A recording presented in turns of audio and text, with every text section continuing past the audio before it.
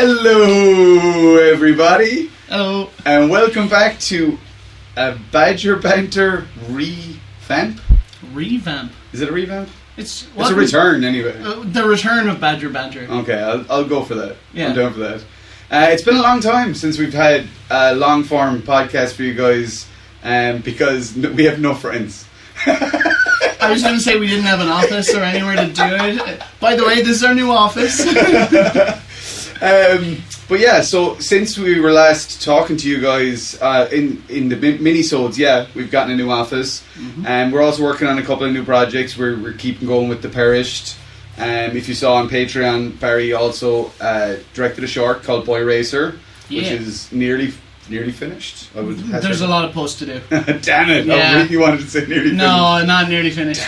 I've like an almost first pass of the edit done. Okay. But there's a load of post work to do with all the audio and stuff to go in. So you'll be seeing it real soon. it has to be done by the 25th of August, so it'll definitely be out before then. Hashtag deadlines. Deadlines keep us focused. Retribution just went live on Patreon for people who now you don't have to pay for it anymore. It used to be up on Real House. It still is. It's Patreon, so you're still kind of paying for it, but you're You are. paying for early access because True. You're awesome. But it kind of hit that point with Retribution where it's done everything I kind of wanted it to do, and now it's time to just let people see it. Yeah, you know. We've kind of hit a lot of places all over the world with this film, and Mexico is still like one of the coolest World Premiere Mexico, simultaneous with the World Premiere in Dublin. That's so cool. We thought it was time for people to see it and truly experience. So you can check that out. Retribution. Just click the thing. Does it go there? No, it's the other side. Sorry. Yeah, there you go. I'll make sure to put it on the right side. Or I'll just flip you in post. You're going to be a dick about it. I'll be pointing completely nowhere near it. I'll just flip you in post. And also, another little bit of news, The Three Don'ts has been out now for roughly 6 months on Amazon, Vimeo, on Hex Media's website. And it's still going strong, so we'd highly recommend that if you haven't seen it already, pop over. You can buy it on Amazon for $7.99. You can buy it on Vimeo for about the same. $5.99 Vimeo. Ooh, yeah, that's decent. There you go. We'll put links in the description below. If any of your friends or family haven't seen it yet, you want to share the love, we'd greatly appreciate it. Yep.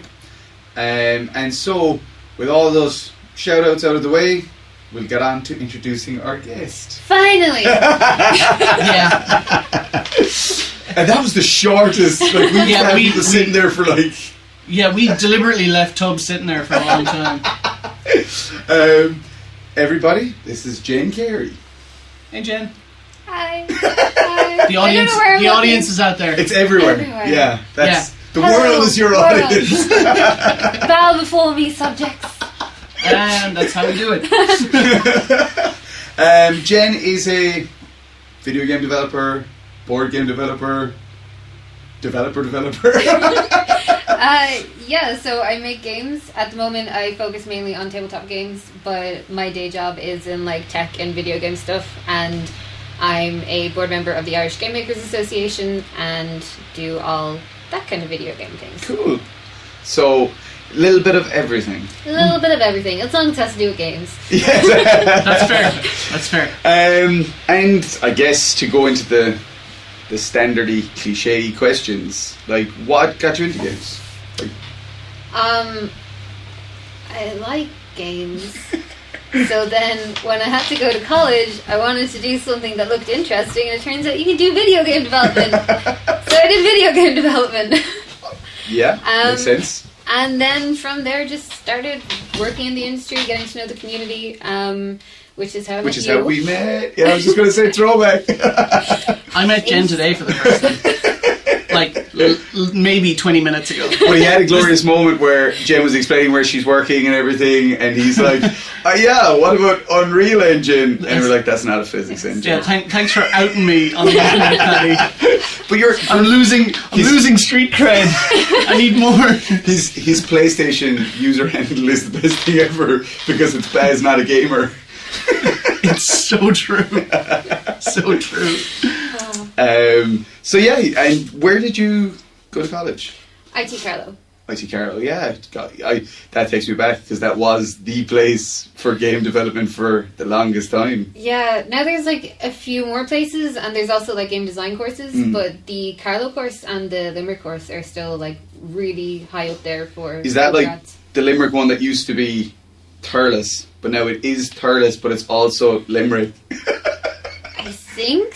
No, wait. It's like LTIT. No, the University of Limerick one I know. Oh yeah, UL course, yeah. Yeah, that like the one with the game style is still really good as well. It's just I know the people like coming into my office from the different courses, and they're still taking in Carlo and University of Limerick. University of Limerick. I did notice. I mean, years ago when I back in my time as a game developer in my old life, long time ago. That check out Egomaniac in the description below. When we were getting interns in, like a lot of the guys from UL would say knew like C++ and stuff, which a lot of people from other courses hadn't done. Yeah. They're mainly doing C# and a few other languages. Yeah. Not French or Spanish or Japanese, just... I learned B flat. Ooh. Go on, Belgium, give us a B flat. You're welcome, International. So, obviously, games, video games is what you got into, but then something happened and it took you to the tabletop.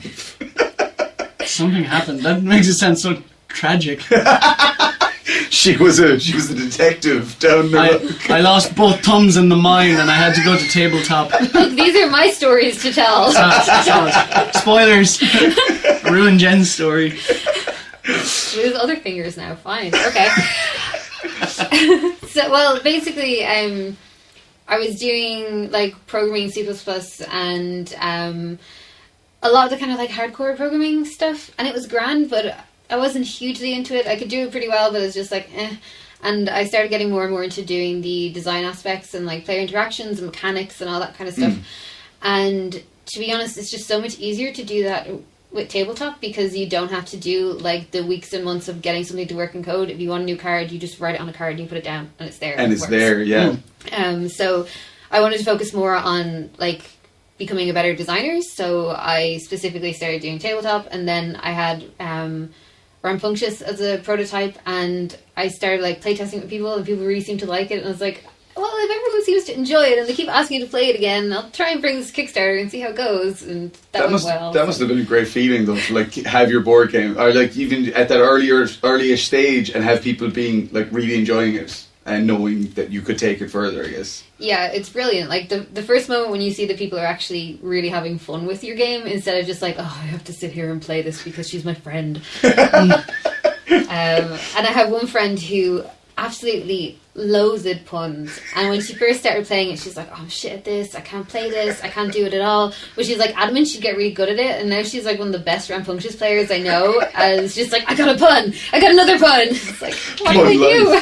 Can you tell those of us who don't know, me included, a little bit more about Rambunctious? So Rambunctious is a game about making the worst possible puns, and the aim is to make everyone cringe and hate you a little bit. Okay. So the way it works is every round has a judge, and they play a scenario card, and these are like random different scenarios. They could be something pretty simple like coming second place in the Olympics, or it could be ruling Antarctica as a benevolent dictator. You know, the full human experience. Nice. All ranges of the spectrum.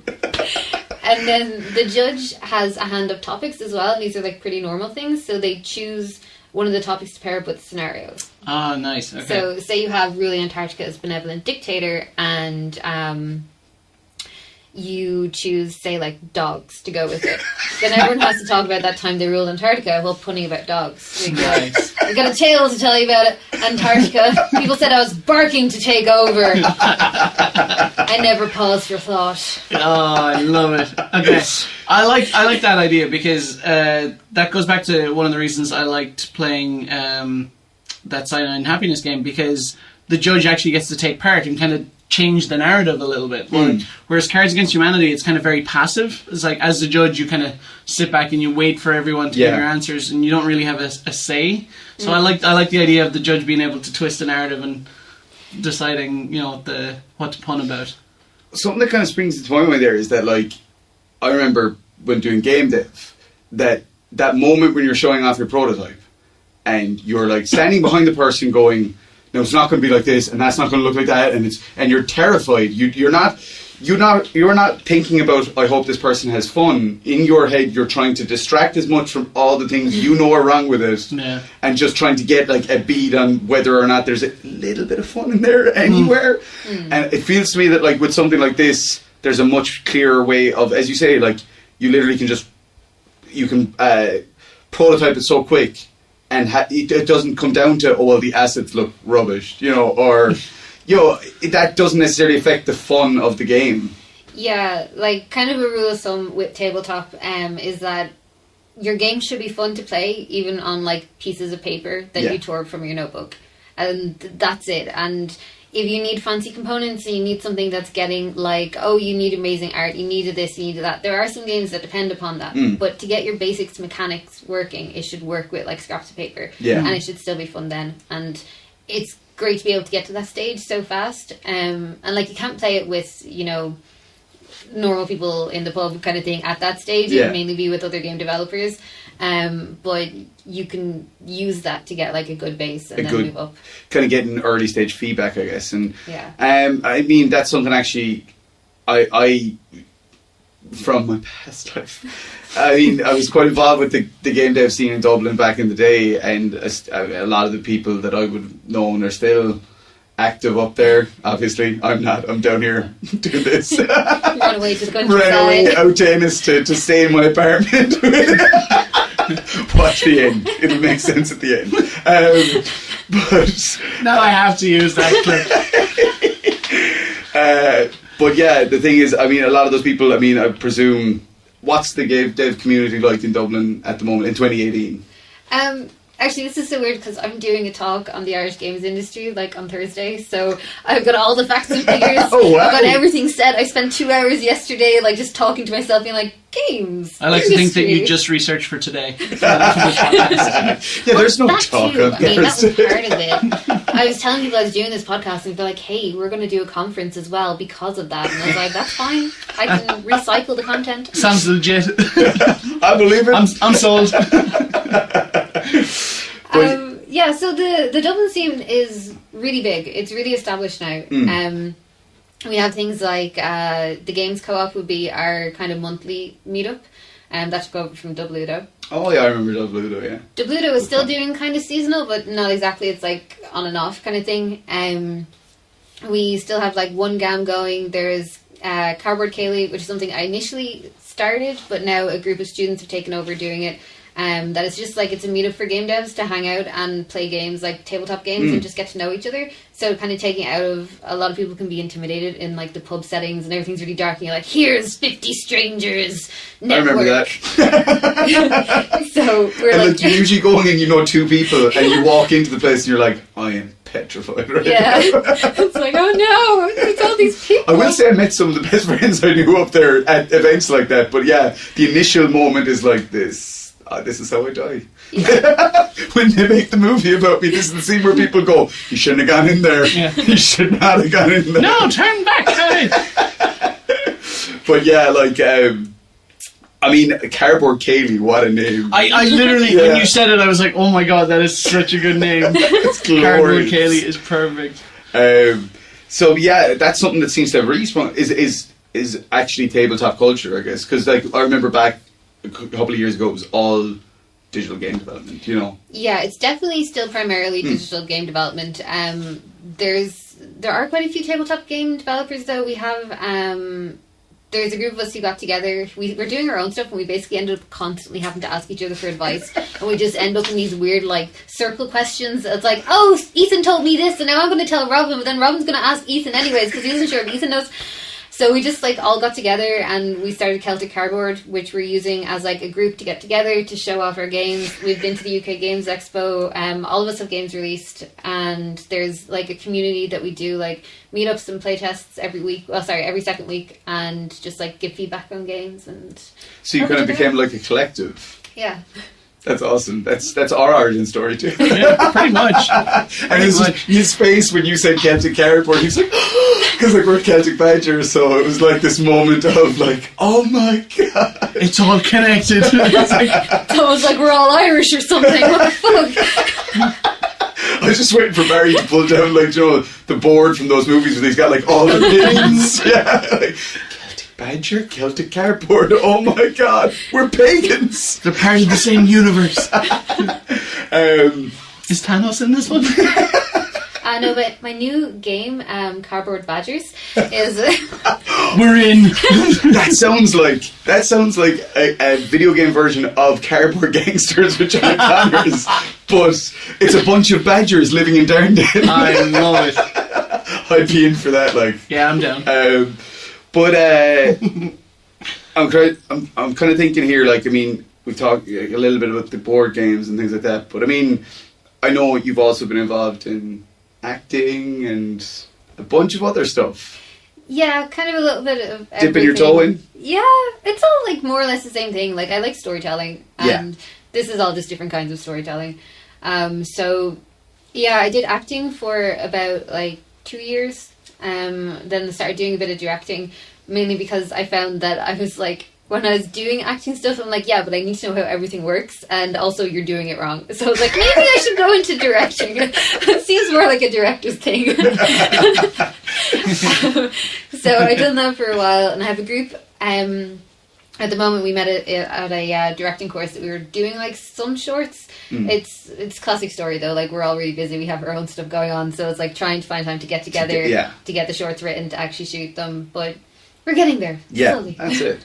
But it's funny though, because like I've always thought that as well, that like the reason I was always interested in video games, the reason that I'm interested in writing, the reason that I'm interested in directing is it's all stories. Like, and my favorite thing though is that like obviously no two ways of like, or like in different mediums, storytelling is so completely different. Yeah. And like, so when you're telling a story in a game, you have the interactive element. And I think actually that was what attracted me to filmmaking when I came back from being a game dev for like a few years. Was I was like, oh wait, people they're passive. They don't get to do anything great. I'm just going to tell whatever stories I want. Yeah, I just show them things instead of saying, why are you looking in the corner of the box? The box doesn't do anything. Stop looking at the box. Stop clicking. One thing we kind of glossed over, you're presenting at a conference on Thursday. Yeah. That's pretty awesome. Yeah, so I'm giving a talk at the Dublin Games Summit. It's in its first year. It's in the Alexander Hotel, and I think it'll be very, very fancy. Awesome. And what's your talk on? The state of the industry. Nice. Except it's industry because it's a pun and it's Oh. about Nice. indies. And yeah. Selling that rambunctious even. Yeah. Subconsciously. It's my brand. Nice. This is why I miss. One thing I miss about being game dev was there was always these fancy meetings and stuff, and you went to places with like good food, and it was like No good food in Philly. Yeah. McDonald's all the way. oh man, Barry is sponsored by McDonald's. Yeah, give me my chicken nuggets. Philip, 20 bucks. You were lucky. I was actually watching BTS for one of our shorts the other day, and there's a very down it where I'm like, the pizza is coming. We only make films to get pizza. Yeah. So true. But like I remember like back in the day going like when iGap was on, it was like an Enterprise Ireland program, and like you'd go to that and they'd be like, would you like the roasted salad with salmon with almond That's topping? like roasted salad? Roasted salmon with almond topping, and I'm like, I don't even know what that is, but yeah, cool man, give me 3 of them. Like, Sounds like it has vitamins. Ooh, fancy. I could get sick from this. I don't normally get vitamins, so this could make me really ill. I'm a game dev. I typically just eating a pot noodle like, in front of a screen for like 17 hours. So, but yeah, that's obviously. So you said you're talking at that. We talked a little bit about the Dublin scene, but I guess to kind of bounce off that as well, what's gaming looking like in Ireland as a whole, or is it just the Dublin scene? There's a really healthy scene in Galway as well. Oh, true. Yeah. Yeah, there's some really big companies there. Well, big for like Irish Howling indies. Hamster and Yeah, and Tribal City Interactive and Romero Games. yeah, Romero, of course. So, yeah, there's a pretty established scene there. It's a little smaller than Dublin, but there's less people in Galway than Dublin, so it's not, it's not really a thing. And then there's a few game devs that are kind of like scattered around the rest of the country. There's no other like hubs Yeah. which I always find it weird that there's no hub in like Cork or something. Yeah. Because there's tons of gamers there and they've got loads of gaming meetups, but every time I talk to people there, they're like, no one makes games in Cork. So if there is a Cork-based game developer that I don't know about, please let me know that you exist. Comment below. What's your Twitter handle?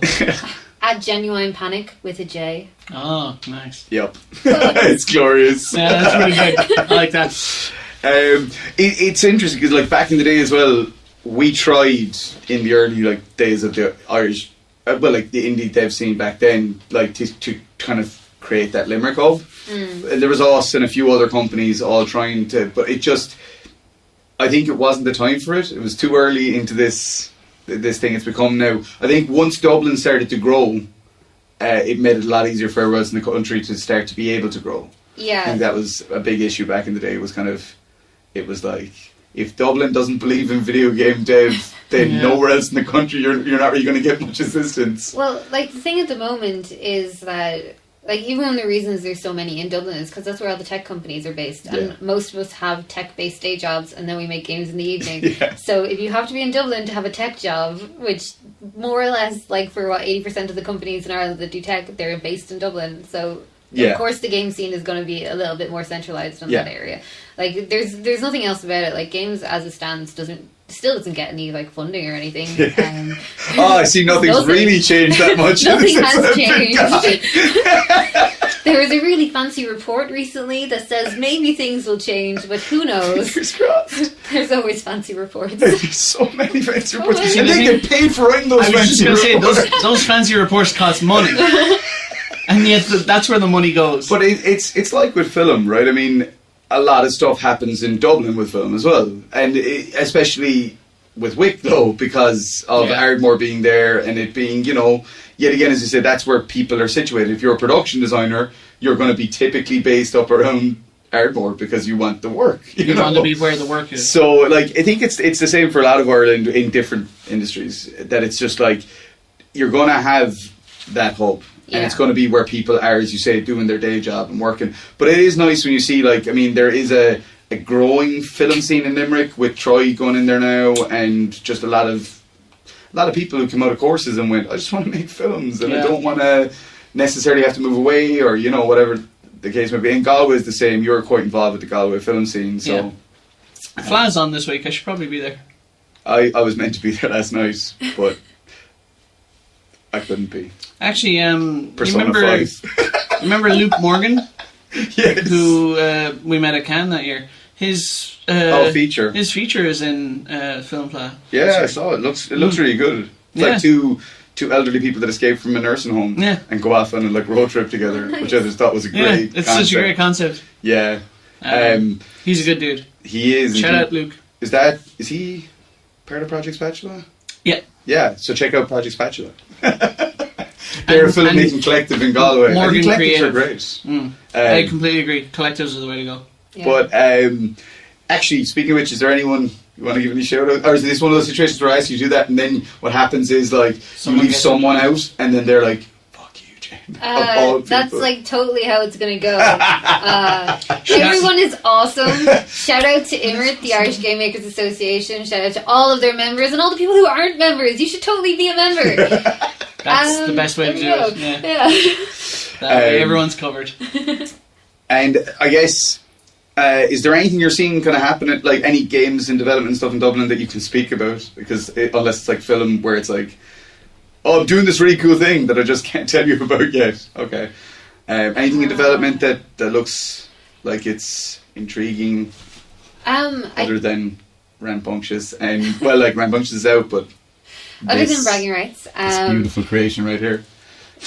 So, video game wise, I don't know how much I can actually say about other people's projects, but I can say that the new games being made by Gambrinus, Pewter Games, and Dreamfield sound absolutely amazing. Are Pewter the guys that did Lil Laker? Yes. Oh, I'm excited because Lil Laker was beautiful. Oh, it's so good. Yeah. So nice.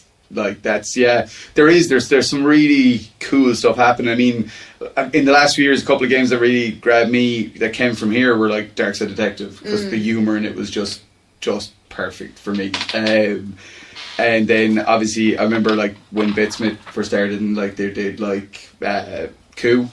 I was kind of I was super excited about that because like seeing Irish Zelda basically was what it felt like. Yeah. But yeah, it's cool to see that there's still a lot actually getting released. You know what I mean? Yeah, like there's still a lot going on. There's a lot of games in development, and I attend a lot of the different cons and stuff, showing off my games, and I usually help organise the indie game section on behalf of Immert. So I'd be contacting people about getting them to get their games in and that kind of thing. So when you get there, it's like, yeah, you get to see all the games that people want to play test. So yeah, that's another thing I miss, is just getting to play other people's games and seeing them and being like, so I played this game that you don't know about yet. I remember back in the days with like low poly games, like Lee and Brendan and stuff, they had a game called Discman. I think you played it. It was a Flash game, and it was they released it in Unity player. But like I remember when they were first showing me that, I was like, I felt so like I've seen something that nobody else has. This is amazing. But yeah, that's. Did you have that at the office one day? Was it? I think I showed you Discman, the game. Yeah, because I still love that it. the guy who shoots CDs? You throw a disc and you have to bring it back to you and stuff. Yeah. But it's I think I was playing it in the office and like Tubbs was getting super angry with it because he kept he breezed through it. This is what I love, games that have a learning curve like this.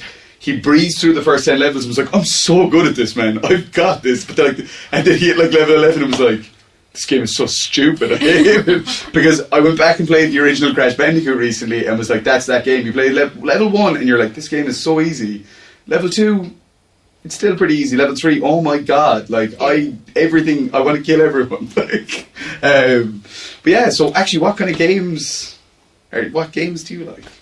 What are your favorite games? What are I like? It's like when people ask about movies. What do we normally say? We don't say what's your favorite. It's like a game. A game that you've either played or been involved in recently that's kind of like inspired you or been like, fuck yeah, that was awesome. Had like an impact on you, I guess. Yeah. Probably Night in the Woods. Oh, that's so weird. I love that. It's such a good game. Yeah. Oh, it's amazing. Now, like, it's not like new. I'm terrible at keeping up with new releases because it's like I've got a day job, I've got another job, I occasionally lecture, and Same. Games where the games appear. But yeah, Night in the Woods was amazing. I saw like anthropomorphic animals. Yeah, and it's all like 2D. Yeah. And it plays like a girl called May. It's so it's good. I can't say anthropomorphic. Yeah. That's the one. I can't say. I know, and I was like, I'm biting my lip. I'm not going to glass it over.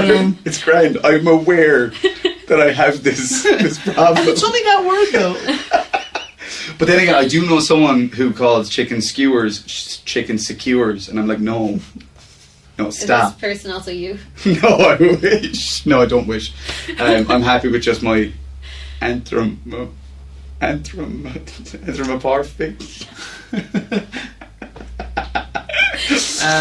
Yeah, I always used to pronounce it Quickie Lorraine. I found out recently it was quiche.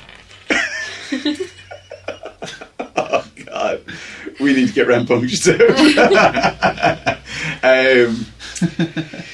So we usually ask our guests as well, is there anything at the moment, like we said obviously there's something that like affected you or like but is there anything you are watching, reading, listening to, playing, anything at the moment that you would recommend to somebody to check out? I've got like 3 different TV shows going at the moment. Nice. Because how can you just watch just one? Like when you have Netflix, it just does the thing. If you happen to maybe have not seen Jessica Jones, watch Jessica Jones. It's amazing. Though, like, I'm on the 2nd season now, and it's like it's not as good as the 1st season, but I don't feel like really anything can stand up to the 1st season of Jessica Jones. It's just the 1st season was great. absolutely incredible. Yeah. I haven't started watching the 2nd season yet, but like I don't know whether that's because I'm like apprehensive because, like you say, the 1st season was so unbelievably good that it's like, how can anything match that? It's still really good. It's really enjoyable. But I mean, no one was going to be as badass as David Tennant. Like, he was just such a great fucking. He just played brilliant as a villain. Like, he nailed exactly. that part. Like, But like the entire script and the overall and the way that it looked at its characters, instead of doing the classic like superhero punchy thing, it's like, no, these are humans and these are things that happen to them. And then when you look like further into it, and it uses like purple lighting and purple colors whenever it's something that Kilgrave's doing, or something that like Jessica has like a flashback or something, and you're just like, it's everywhere. You know? It's a pure visual narrative. Like, it is. It's great storytelling. Yeah, I'm actually. I do the same as you. I can't have like a show. I have to have multiple shows on the go. And because you see, the problem is I go to bed at like 10 o'clock at night and go like, I'm getting an early night tonight. I'm just going to throw this on in the background. And then like 3 o'clock in the morning, I've watched like 2 episodes of 3 shows. And I'm like, why am I not going to sleep yet? But that's something I've always, night owl, I guess. Yeah. But I'm watching one at the moment called Good Girls that I highly recommend. It's basically, to put it in its simplest form, it's Breaking Bad with girls. Alright. But that is doing it such a disservice. It's so good. It's Christina Hendrick, who was in like Mad Men and stuff. Mae Whitman, who I absolutely love. She was in Arrested Development and Scott Pilgrim. And Retta, who was in Parks and Recreation. She was Donna in Parks and Rec. Right. Basically, the 3 of them have like each of them has their own circumstances of why they desperately need money. Like, you know, Retta's daughter is sick, and the other one, she's in a custody battle for her kid, and she can't afford the lawyer. The 3 of them decide to rob a grocery store, and then basically find out after like they do it, and they have all this money. This is like all first episode stuff. Like that, like it was like a Mexican drug cartel that had the money stored in the store. Oh no! And it's just like it has.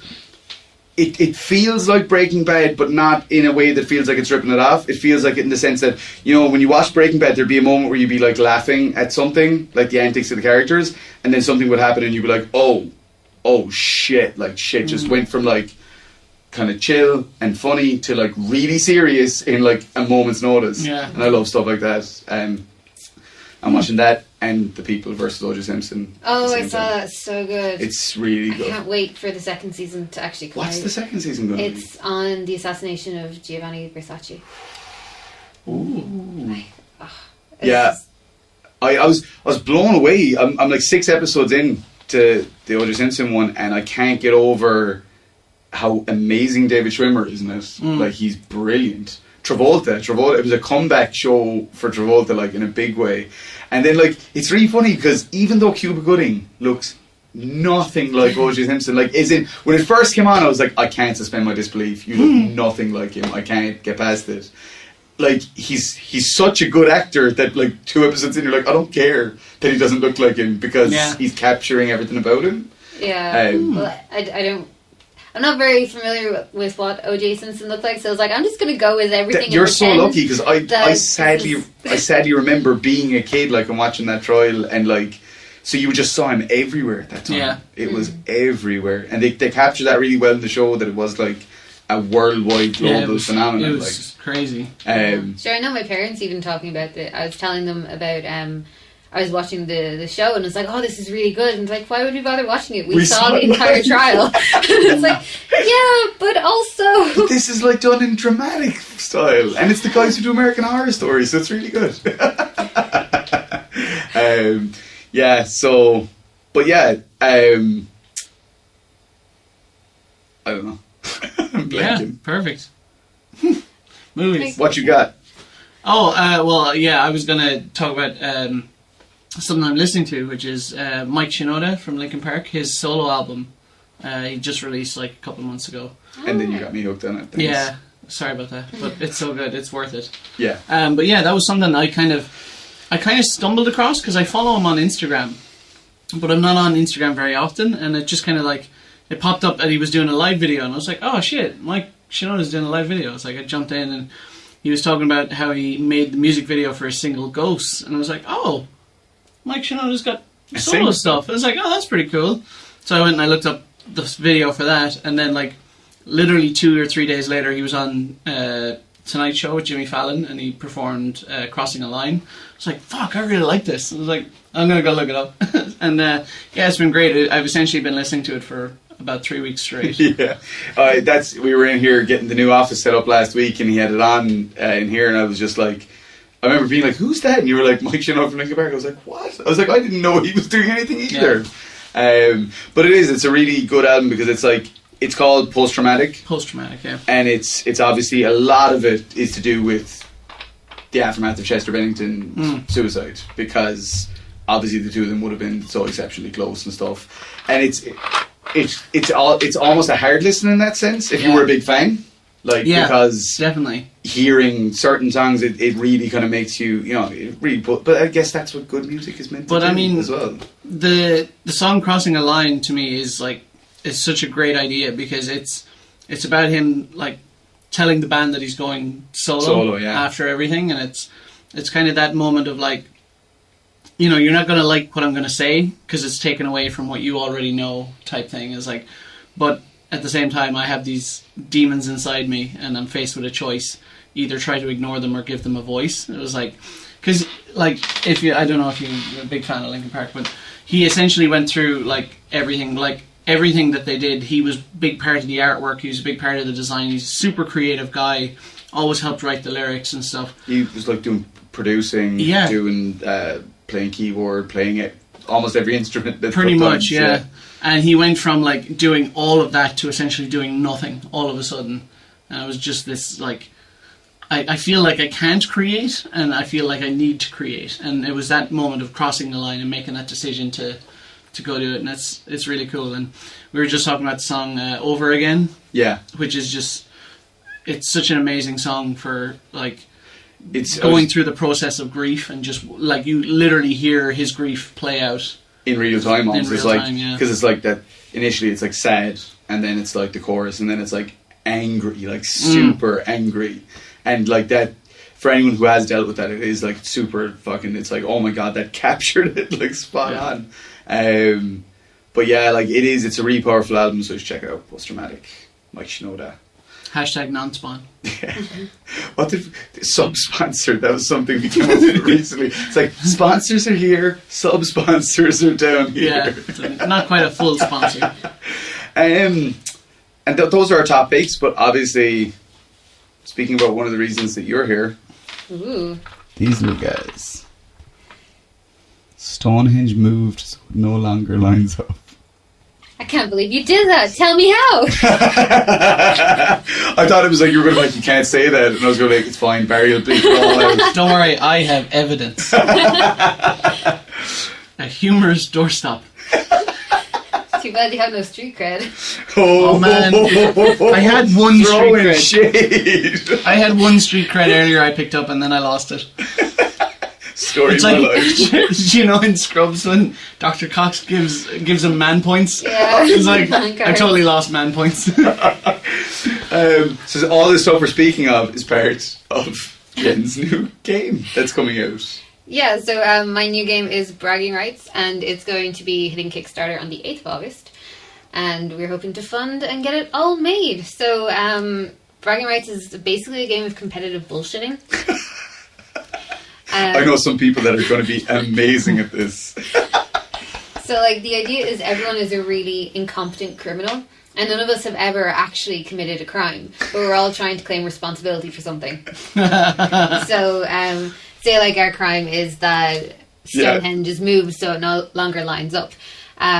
We all get to put in evidence, which will then turn up at the scene. And we all have to explain, create our own stories as to why this evidence was left there. But they have to be, completely unique. So if someone's oh, a block of cheese was there, I had it as a snack. And then the next person has to be saying, oh, well, obviously I'm really short, so this block of cheese was huge. And when I put it down, I stood in it so I could see over the stones of Stonehenge. And then just, build up your stories based on that. Nice. And competitive bullshitting. I love it. That should be an Olympic sport, Just hearing you actually play it out now, it's really putting in my head that, what competitive bullshitting is. It's majestic. And there's one other section to it, which is where your street cred comes in.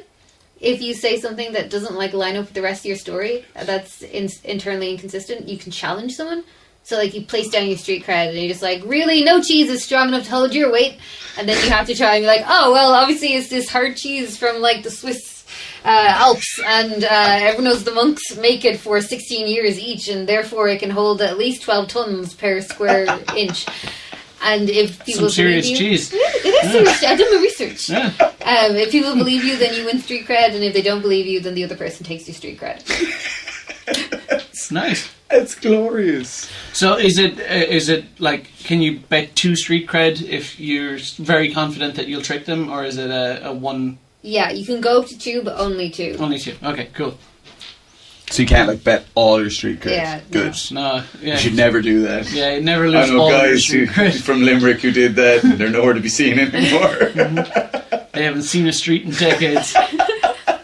So what was the inspiration for this one? So, like, I'm that person that just likes making up bullshit excuses for things. And it's like, if the truth is too boring for something simple, it's like, I'm just going to say something and see if people believe me. And it's always fun doing that, and especially, you know, when friends start chiming in on it, and you just, like, start coming up with this really ridiculous story about how you got, like, a slice of cheese, or you went to the shops, but this other thing happened. And I kind of wanted to see if I could distill, like, the experience of that kind of bullshitting and that kind of fun into a game. And Nice. then, like, the easiest thing for that is to say crimes, because everyone has to, like, make up stories, and then working from there. I mean, even the concept of the idea of the story, which is that it's like a bunch of criminals sitting around and they're all just trying to, I'm the biggest, hardest criminal here. Yeah. Like, I love that concept. And then I love even more the fact that they're all just bullshitters. And it's all just like people trying to, it's really clever. Like, it really is. Major kudos. Thanks. Yeah, tiny claps. Oh my god, Round of tiny applause. claps. Yes. And how's I mean, it's 8th of August, you're going live with the Kickstarter. We'll have to get this out before then. We will. I'll make sure of it. And Doing mini math in my head. It's like, if we How stop long- talking now, and then we edit. How long is the campaign going to run for? It's 3 weeks. Yeah, we're in really awkward dates, because there's events happening beforehand that you don't want to clash with, and then events happening afterwards that you don't want to clash with. So I it's see. like 3 weeks, and this time in August, that's it. yeah. Small window, but we can make it work. Yeah. And actually, that brings on to the next, like, Kickstarter and crowdfunding.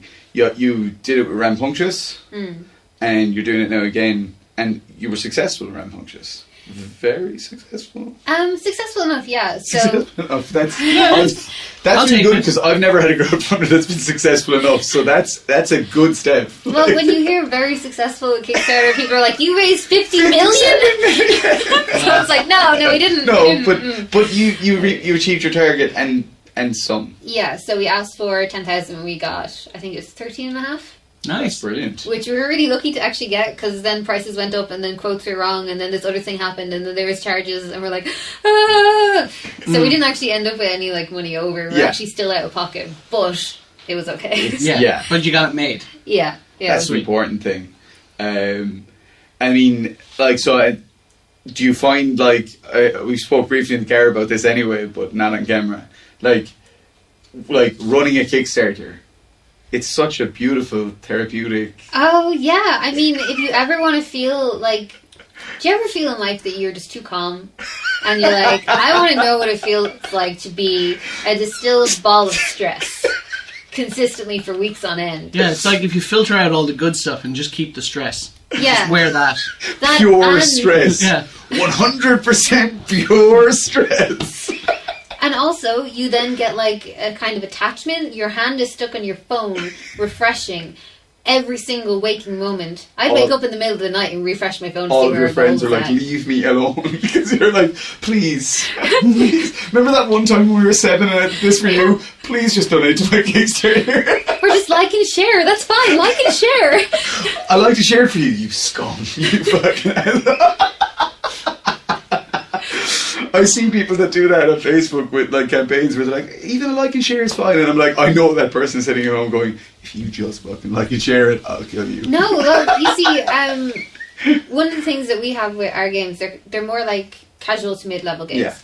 Yeah. So people actually really like the games when you tell them about it, and they really want to play them. And we've got Rampunctious into shops, and people love it. Yeah. Oh, congratulations. That's awesome. Thank you.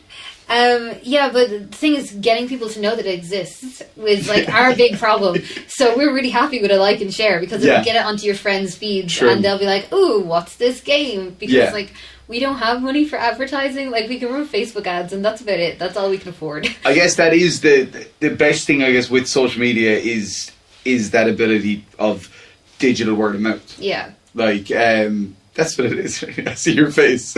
I'm like, I can't argue with it. Digital word of mouth. It really is, like, because a lot of things that I end up liking, or that I end up, like, if I hear about a movie, I have a lot of horror, like, friends who are big into horror films. And if I see about some film that I'd never hear of, because it's some indie film made in Alabama that I'd have never heard of, but I see someone be like, "Oh my god, this film is unreal," I'm like, I gotta go on Amazon and buy this, like, now.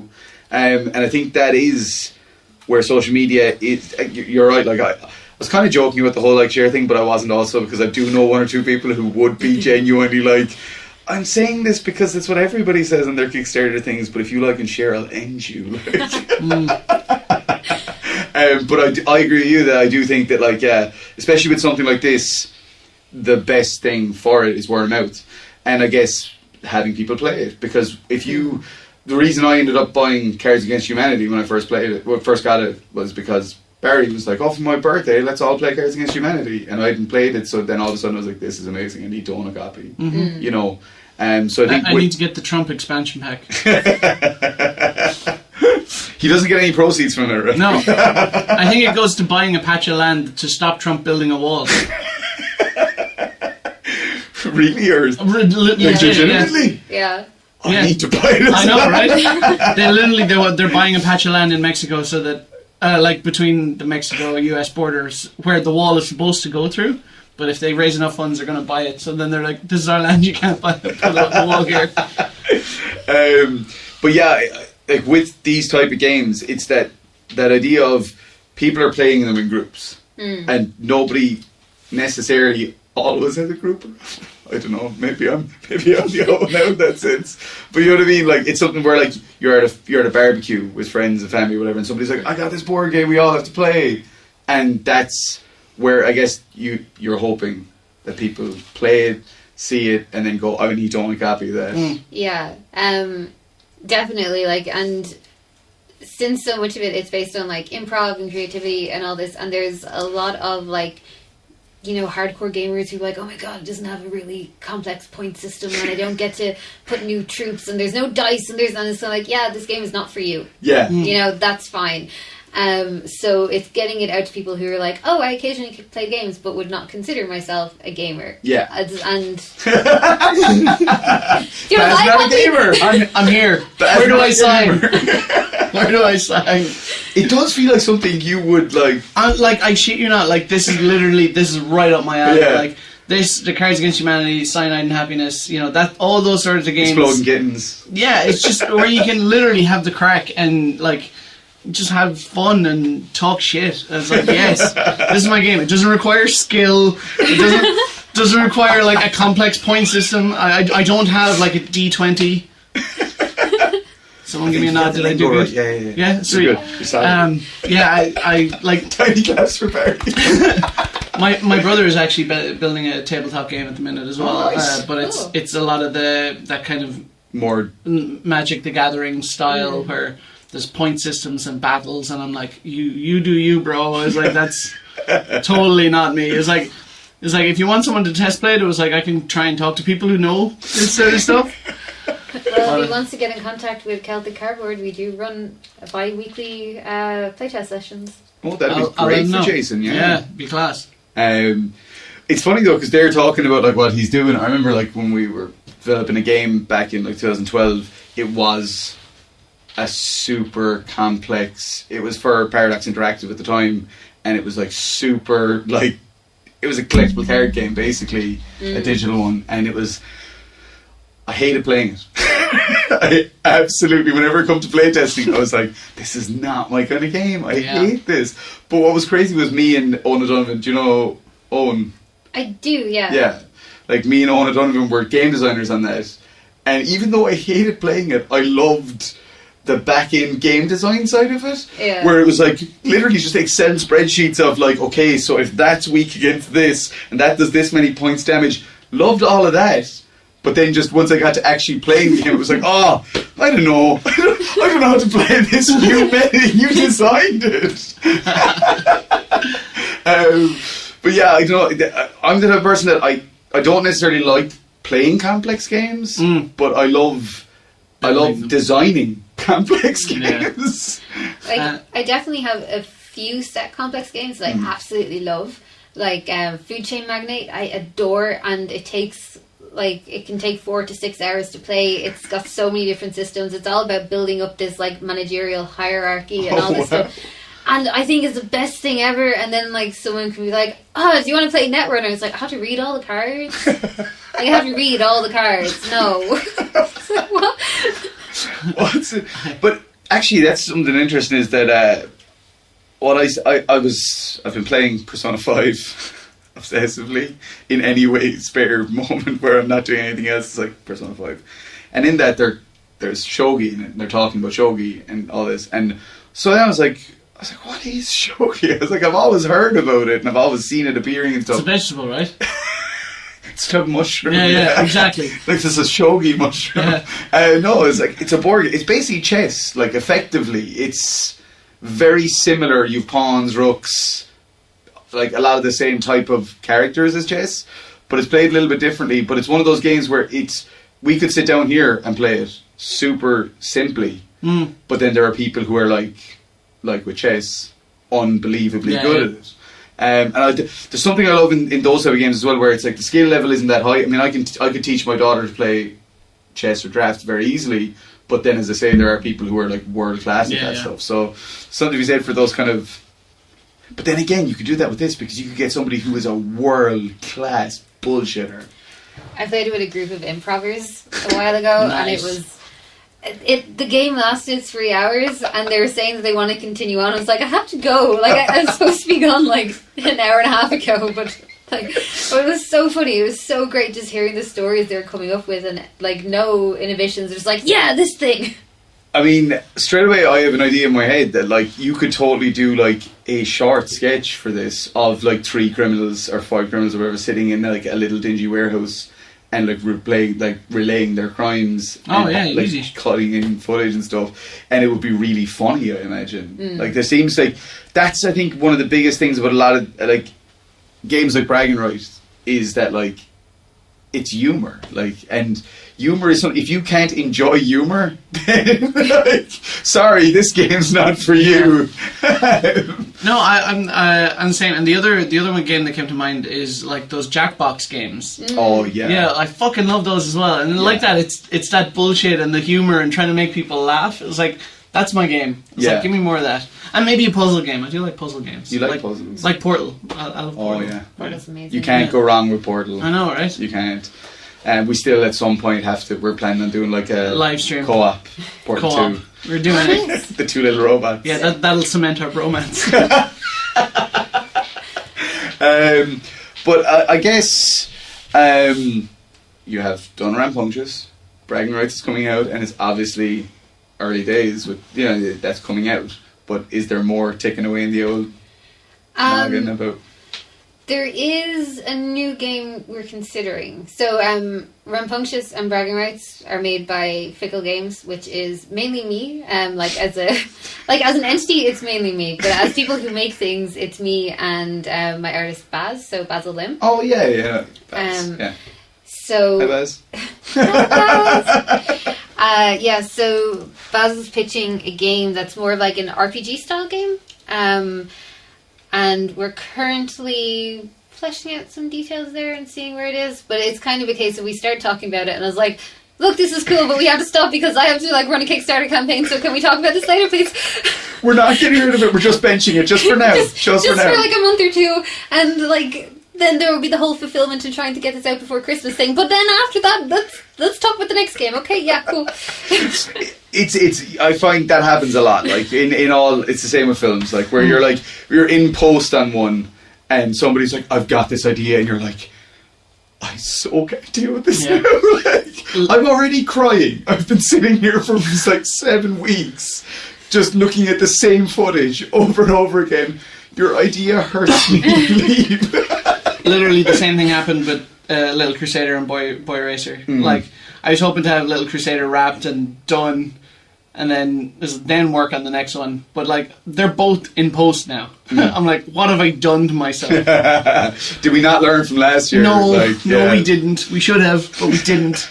I'm being very well behaved this year. You are. My problem last year was I was addicted to making short films. Like, it was like, let's go make another one. Let's go make another one. Your level of restraint this year has been and really then at the end of last year, after the game and the feature and everything, I was like, I can't put that much stuff down on top of myself anymore. Yeah. Just can't. And this year it's been like, second features in the works. Keep working on that. Look, trying to get the funding raised, getting all the checklists in place. And it's so hard not to, though. When someone comes up and they're like, I got this idea, and they tell you, you're like, that is fucking unbelievable. I so want to make that. Yeah. Like, I was doing that a lot last year. And I kind of ended up in this, like, downward spiral of just lots of shit to do. And I started working full time again. I was still working on Rampunctious. We had funded and we're just about to get it out. So like, we actually got the shipment in like October. I'd started lecturing as well.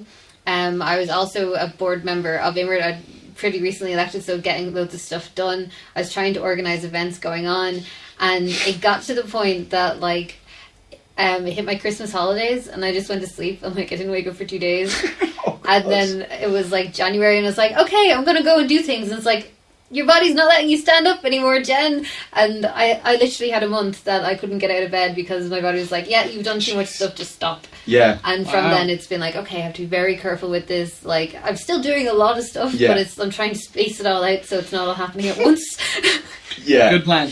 That's it, though. I find that it is something that happens to people who are like involved in creative activities, is that like typically you come into them because you enjoy them. So the problem is like, you enjoy doing this short film, and then somebody's like, we should make a feature, and you're like, yes we should, that's a great idea. And then somebody's like, we should also make this short film, and you're like, I love that, let's do that. And then it's like, we should run our own festival, we should do this, we should do that, and you're like, how did I end up here? Like, I find that like, I know you'll agree with me with this, with writing and stuff like that. Like, when you're in that zone of like, you're in the middle of creating something that's like, I just need more. It's like, it's like, I'm nailing this. This feels great. Let's do more. And then you get into post. Then, or then in you're your like, case, you get into like shipments and everything, and you're like, oh god, like, why did I commit to this? But I think that's why it kind of piles up as well, is because you're like, yes, let's do it. Yes, let's do it. Let's keep going. And then when you slow down, you're like, what have I done? I just remember that like in November of last year, I was working on the game. The Three Don'ts was getting released on Blu-ray and all that, getting all the special features ready for it and all the rest of it. Yeah. And then we had 4 shorts in post-production. Intervention, more including Nick's, I guess. Intervention, like Necessary Evils, Mersey Boy's Saviour, and Your Appraisal. Your Appraisal. And it was like, I just remembered like in December, somewhat like you, just being like, or like, through December into January, and in January just being like, what am I doing? Like, what is actually happening? I remember I messaged you and I was like, hey, so are we doing this? And you were like, come back to me in February. And I was like, okay. I literally, this is the first time I've ever done it. I set up an autoresponder on my emails. I was like, I'm serious about this. I'm actually taking 2 weeks off from myself. This is insane. I've never done this. That's the level of commitment. It's like, when I put an autoresponder, it's like, you can go fuck yourself. Because it's always like, I know, and even like you'd message me and be like, what about this? And I'm like, we'll talk about that in February. Yeah, it was like, come back to me in February. I was like, okay. It's like, so do you want me to kind of like take over all those? And he was like, you were like, do whatever you want. It's like, I'm spending time with my family. I'll get back to you in February. I was like, okay. It's my company nice. We went now. to Disneyland. Yeah. Ooh, good. He didn't take me. No, Disneyland Paris. Like, not proper Disneyland.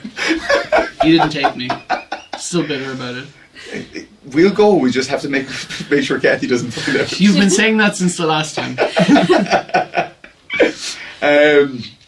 I guess, I mean, with something like Bragging Rights as well now, is it going to be, like, do you have an audience in mind, I guess, for this? Like, as in, like, because, like, I imagine that there are a lot of people who would, like, who are, as we say, who are talking about creative stuff and short films and you know, all that kind of stuff, and acting, everything. I imagine, presumably, a lot of people that would watch our stuff, or I think this would be something that anyone who's a little bit creative will enjoy. So like, there's definitely a level of like the game is based largely around improv. It's just well structured improv, really. So if improv is your thing, then like definitely this works. We've had improvers play it. I have had actors play it. I've had writers play it. A lot of the people in the like creative kind of thing, fields, they're into it. That said, just like a lot of people who also like words, who like stories, who it's a very general, broad appeal for the game, but it is like if you like making shit up, then I think this is the sort of thing like I could imagine in an improv class. They take it out and they're like, okay, so we're going to do this and then we're going to start the class. Yeah. Well, like that's one of the things you do. So you can get characters, you get like a setup with your crime, and then so it's like, you know, we start an improv thing. It's like person, place, thing, and this is like person, place, thing with street cred, and that's it. It's just like that's it. I really like it. I think like it's similar to like a 48-hour film competition when you're given a little bit of restraint of like you can't do this and you can't do that, or you're given a certain character. It's like, okay, I can work inside this window, and it's kind of a good way to like, now you can do whatever you want, you know, this. And even like it ties back into what we were saying, like we when we were experimenting with our minisodes, we came up with the movie name game thing, and that was just a very the idea behind that, which is at the very simplest thing, is just you're going to spitball for 5 minutes off the top of your head, but it's something that we ended up like really enjoying, because it is just that, like, it's the same kind of thing. It's just bullshitting, and you have to have conviction in it to make it funny. Yeah. Because like when this is the best, obviously. Yeah, like so when you were talking about it, and you're like, and who's gonna play this character? You're like Leonardo DiCaprio. Like it's because if you say like, if you're like, oh, I don't know, like Leonardo, but if you're like 100% convinced, it's like I can't see anyone else. People just start like, what the fuck? Where did that come from? Or my favourite is when you get the good reaction, like when we play movie game, and I'm like, he's like, who's gonna play Samantha? And I'm like, Millie Bobby Brown, was it? Yeah. And he's like, that's actually amazing. Yeah. That's the best casting choice ever. And it's like she's so hot right now. She's got it. Yeah. What? No, that's not it. Don't look at me like that. I was doing no. Beep beep beep beep beep. Police are coming, Barry. Feign a heart attack. That's my only option. That's my only. It meant she's doing really well in Stranger Things. Get over it. I was doing the Owen Wilson thing from Zoolander. It didn't work. When references go wrong. That feels like something you'd watch on the Discovery Channel. When references go wrong. So I think that's kind of it for this podcast. Random things. Oh, okay, we got to do that though. Yeah. So, 1, 2, 3. Random things. Oh, I'm glad we still actually remembered, because I was like, oh, I can't remember.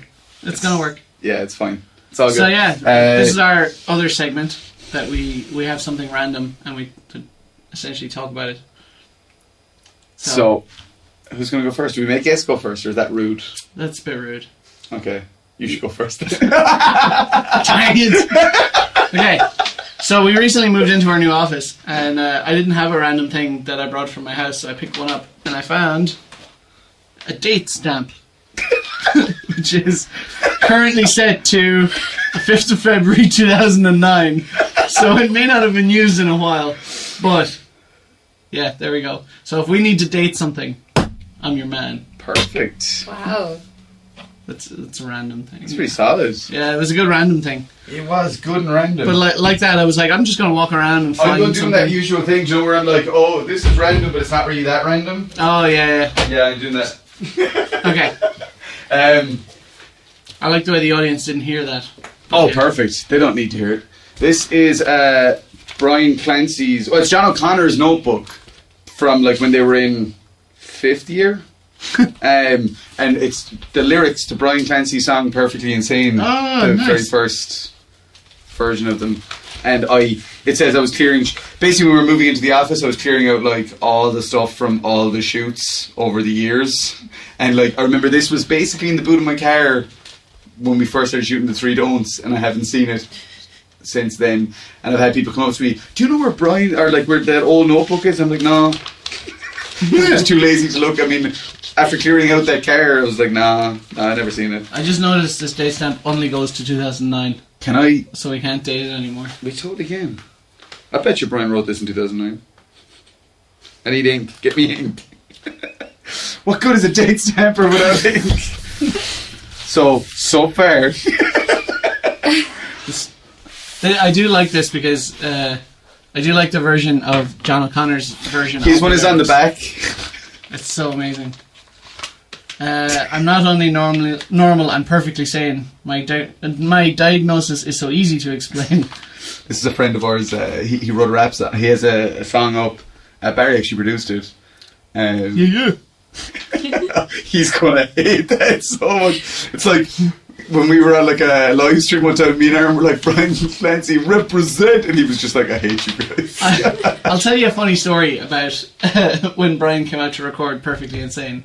So he came out and basically gave me the track. We set up all the mics and everything, and then we hit record and we did like the first take, and he literally did the first verse, like first take, no problem. And then we finished the song or whatever, and then he was like, "So, how was that? Was it what you imagined?" I was like, "Yeah, pretty much." He was like, "That's disappointing." I was like, "No, it's like because when you said you were coming out, I went and I looked up some of the other stuff that you had up online." And I was like, I had a fair idea, what you were looking for. Yeah, and then when you sent me the song, I had a fair idea of what I was going for, and he was like, "Okay, that's a little better." I think he was like disappointed that I wasn't like, "Holy shit, man, that was insane. That was not at all what I was expecting." I think it was just because I was like, don't get me wrong, like he's super talented, and the fact that like he did that whole first verse like one take, I was like, wow. I was like, don't get me wrong, it's like I'm impressed, but it was what I had imagined it would sound like. Those are the answers you don't want to hear. It's like, is that exactly what you imagined it would be? Yes. Yeah. My standards were set there. It's like, Sorry, Brian. We love you, Brian. But yeah, sorry, that was a little side note. So, you see, here's the thing. I don't actually have random things because I had to pack to come to Ennis. Fair. So I already have on the table before me 300 unique cards and tokens. So, Ooh. I mean, it's not that random. It's okay. the thing. Well, pick a random one. This is a hairband. It's pretty random. It is totally random. It's on my wrist. I have hair. I mean... Damn, she's after proving it is unrandom now because she has hair. So that... Damn it. If only. If only I were bald. Okay, give me 5 minutes. 5 minutes and a scissors. My random thing is a razor. No, it's okay. Have you got a random story? Oh, that's a good one. Can we change the rules of random things? That if somebody's like, I don't have a random thing, I didn't know this was happening, we have to make. Yeah. I told a random story, so yeah, let's change the rules. We made the rules. We can do whatever we want. She's like, look, as a game developer, this is triggering me. You don't change the rules; they're set. We're bending them. Oh, random story. It can be total bullshit if you want as well.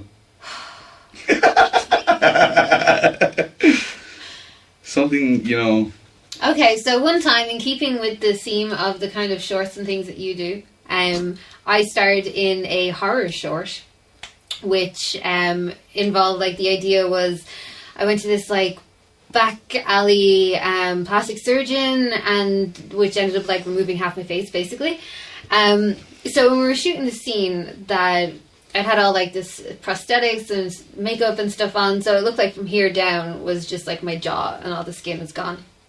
And we were shooting the scene, and Angel, the director, was like, okay, so when the camera pans up and you look at yourself in the mirror, I want you to scream. And I was like, okay, what kind of scream? Do you want, like a loud scream, a sharp scream, a long? He's like, no, just scream like as high as you'd usually scream, and just, I was like, you don't really want. It's like, no, seriously, just scream the way you usually scream. And I was like, okay, we're gonna go with this. So panned up, I screamed. And the thing is, when I was a kid, once I did scream so loud, I burst my own eardrums. So, like, Holy we finished shit. the shoot, and, like, the sound girl took her headphones off, and she's like, fuck you guys. Oh my god. And, like, she was playing it back, and we're like, who's screaming outside? It's like, no, that's her headphones. Oh my god. Holy shit. Jane Carey, Scream Queen. it's not quite the same, but on one of our on the feature film, there was a moment where Mark, who was we'd only met 2 days beforehand, was coming on to play like the main antagonist, and he turned to me while we were shooting a scene where he's on the phone to the protagonist and they threaten him, and so he hangs up the phone, he's sitting there all annoyed, and it was basically, the scene was that he got up and stormed out of the room, and Mark was like, can we go for one just a little bit different, you know? And like this scene had been like super quiet, so like the sound guy obviously had his volume up like full, and he was like, can I try something? And I was like, yeah, work away, you do whatever you want, not knowing that what he was going to do was flip the chair and scream at the top of his lungs, and I literally saw like a singular tear rolling down the sound guy's face. Yeah. It was that Indian staring at the garbage across the land, like it was just, and I was like, Sean, are you okay? Can you hear me? I believe you just said, what? And then I remember it was great because Mark was like, "Whoa!" Stormed out of the room and came back and he was like, oh my god, I'm so sorry, was that so loud? Oh my god. He was like, oh, I really should have told Sean I was going to do that. But he came back, he's like this big angry like gangster, he goes back in and he's like, oh my god, I'm so sorry you guys. I think, yeah, but yeah, you burst your own eardrums. I was a little kid at the time. So they were small eardrums. They were small eardrums, yeah. I haven't done it since. And I've been trying, damn it. Don't judge me. I was trying to deafen loads of like audio engineers, obviously. Yeah, I mean, it's more fun to blow their eardrums. It's, sound is one of those jobs that wouldn't. A good sound guy is worth my weight in gold. Yeah. No, it is. So, and we have one less in the country because of Jen. I know. No, she recovered eventually. You know, it took weeks and weeks, but now it's like people can whisper around her and it'll be okay. She walks around wearing noise-cancelling headphones. She's just afraid of the sound. She doesn't have any music on or anything. Just she hears certain noises, and it's just like those Vietnam PTSD flashbacks. It's like, is Jen Carey around here? Like, I can swear I still hear her screaming. She wakes in the middle of the night, cold sweat. I hear the screams. Are you in now? Can I ask a question about that short? If you were missing your jaw from here down, how did you scream? Well, you see, it panned up, and then like it was looking at me in the mirror. So it like cut the second like I saw myself, it cut to black, and the black was where the scream was. Nice. Very okay. Nice. Yeah, no, that's good because I was just like, what sound does a person with no jaw screaming sound like?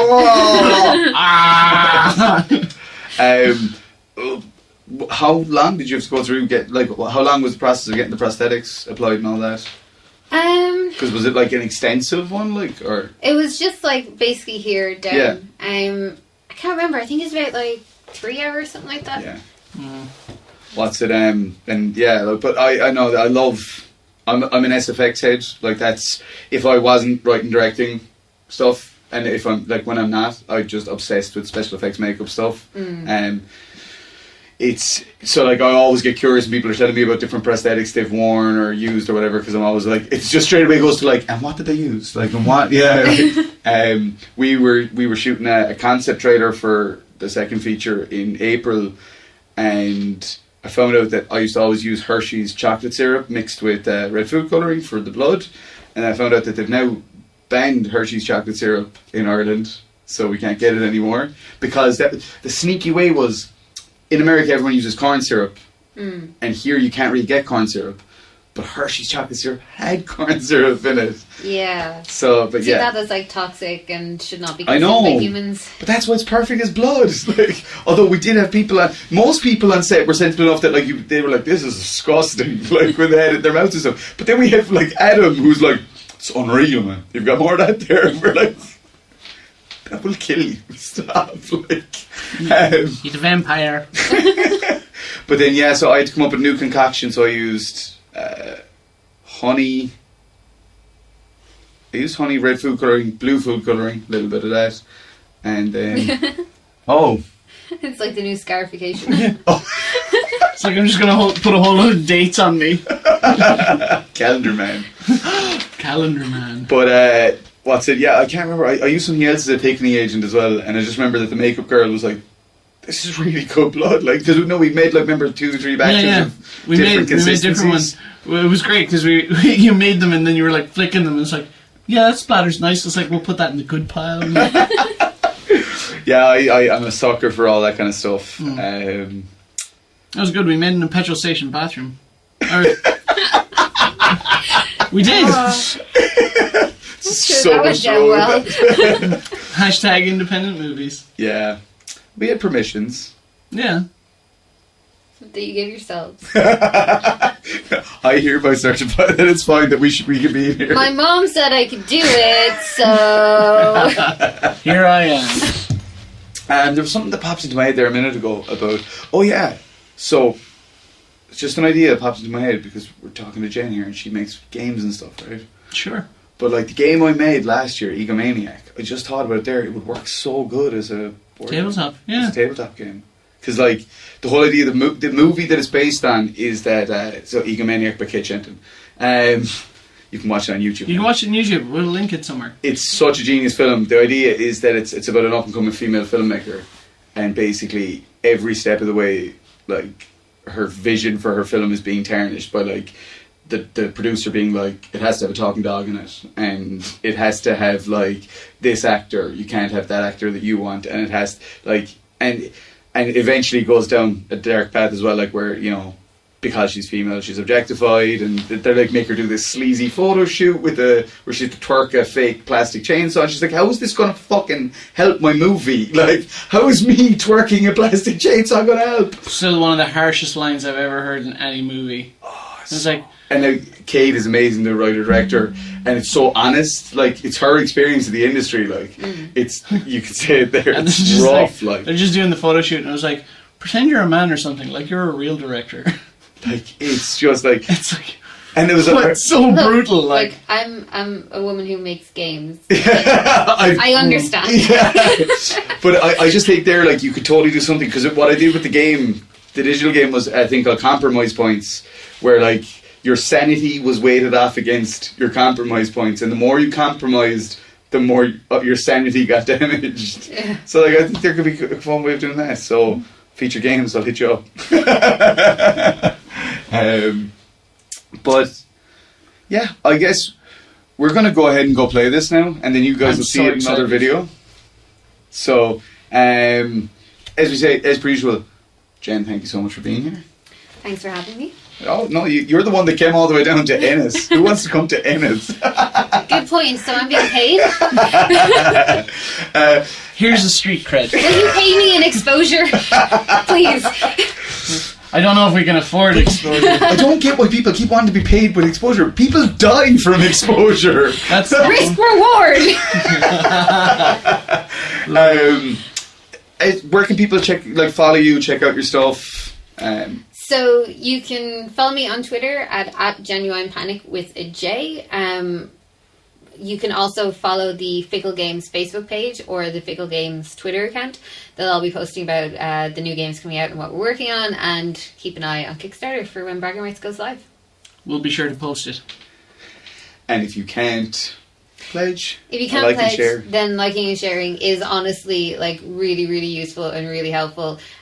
So we're just trying to get the word out there. So even if you can't pledge, but you get out to 100 of your friends, and one of them can pledge, and they'll get out to another 100 of their friends, like it's a knock-on effect. So it's really, really helpful. That's it. It's why also as well, anytime I pledge on a Kickstarter, share it. I always share that I pledge, because there's not much point in pledging and then just leaving it at that, because it's not going to help the campaign. It helps it out, it gets money in there, but it doesn't. It's not as effective. Help it grow.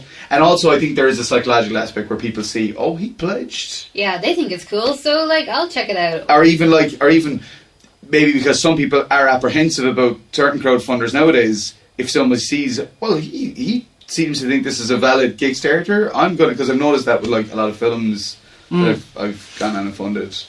Yeah. You've been quite prolific on crowdfunding as well. Yeah, I've been stung a couple of times. but I mean, at the same time, like, you've also got some amazing. But I got stung from Pebble, like who the smartwatch. Yeah, who were like a profound, like they did a really successful Kickstarter on the first Pebble watch, and then they kind of it wasn't their fault, but the company ran into issues. They were bought by Fitbit, and Fitbit were like, "Fuck your watches. You're not getting any watches." I was like, "Okay, well, it's out of their hands." But I mean, I do back a lot of stuff on Kickstarter and stuff because I'm As like, you said, risk rewards. Yeah, I mean, exactly. to be honest, I've rarely been stung. I find the majority of people that are like, especially when you look at the Kickstarter video, I think in a lot of cases says a lot. If it's if it's almost overproduced and like super.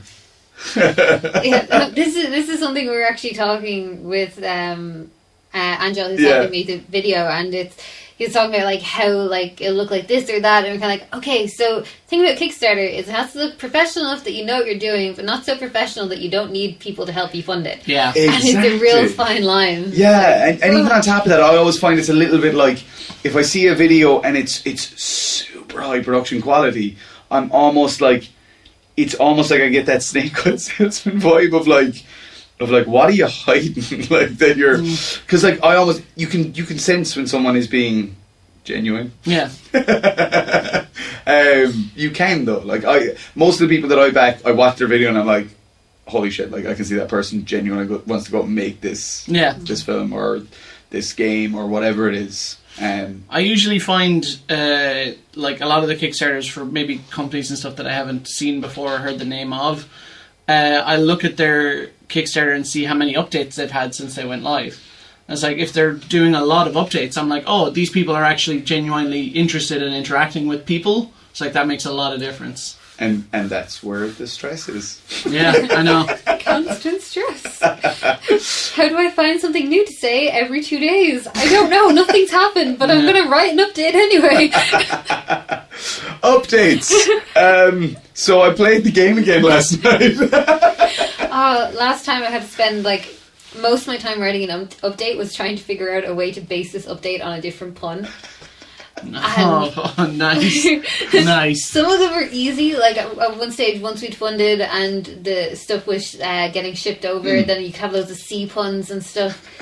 But just like trying to find out stuff in the middle of the campaign and being like, I'm just going to set up one line that makes no sense and then I'm going to put off that line. There's no other way to do this. Yeah. Oh, it's funny you mentioned there though, because we were on a Barry's shoot last weekend, 2 weekends ago. 2 weekends ago, yeah. And Mark, who was the baddie in the Three Don'ts, he was on set with us, and there was a little kid who was the star of the short. He was 8, was he? He just turned 9 recently. Just turned 9. Yeah. We knew we had to be a bit conscious on set. We couldn't be our usual flamboyant. Yeah, over the top, ridiculous elves. So we were kind of trying to dial it all back in. But then I remember Mark feeling so proud because he was like, watch this, I got a dead joke, right? And he's like, what's a pirate's favourite letter of the alphabet? And he's like, R. And the kid is like, I would have thought it would have been C. And he was just like, we were all like, whoa, drop the mic. Yeah. You got smashed, bro. It was literally it was like, so good. It was his equivalent of like kicking dirt on him, dropping the mic and turning it back on him. And he was like, the kid had no idea that, like, but like, Mark was in the background and he was genuinely like, little fucker. Like, he was genuinely annoyed. I've heard that dad joke and I've never thought that, but that's a great poem. Like, yeah, that was a good return. Like, oh, man. A kid at 9 is throwing such shade. Yeah, serious shade. In regards to your first game, is there somewhere that is available to buy right now? Yeah, so Rambunctious, you can... Can I buy it for 1 street cred? No. I lost cred. You can get Rambunctious in a few places. You can get it on the Fickle Games website. You can get it on Amazon. Or if you're in Dublin, you can pick it up in Designist or Cogs. Awesome. And what is the Fickle Games website? It's ficklegames.com. Should have seen that coming. Just going to say... .ie. Nobody's at .ie anymore. I know. Jane, yet again, thank you so much. Tiny claps. Round of applause. And wishing you massive success with Bragging Rights and every other game to come and everything else you're doing. So, Thanks. Yay! Celtic stuff forever. Celtic Badger and Celtic insert stuff media here. And as per usual, we're thanking the hell out of Jane. But thank you, patrons, because without you guys, we wouldn't be sitting in this new office and stuff as well. Mm-hmm. And hopefully, we're going to be hoping to do a big live stream soon, with hopefully a bunch of new information that you guys won't have heard yet. Unless there's a rat, and if there's a rat, we'll kill him. It's a new office. There could be subletting tenants. I don't know. But yeah, we do have a lot of info we'd like to share, hopefully. So when we do that, we're going to be doing another live stream, trying to drive up the pledges, because we want to move on to a lot of the things that we've talked about in the past, like doing web series, doing more regular sketches and shorts. You know, if we can get more patrons on board, we can definitely make that a reality now that we have the space. So agreed. Thank you. Thank you so much. Much appreciated. And see you in the next one. Bye. No, don't take the cred. Oh, fail. Bye, guys. Kathy was none too impressed. Sharing is caring. I think Kathy was just more upset that you got them from me. Yeah, we have this whole romance thing going on. So. Really? I hadn't noticed. Yeah. Oh, good. Yeah, we tried Keeping it under the radar. Yeah. I mean, your apartment is really nice, though. Do you like a futon?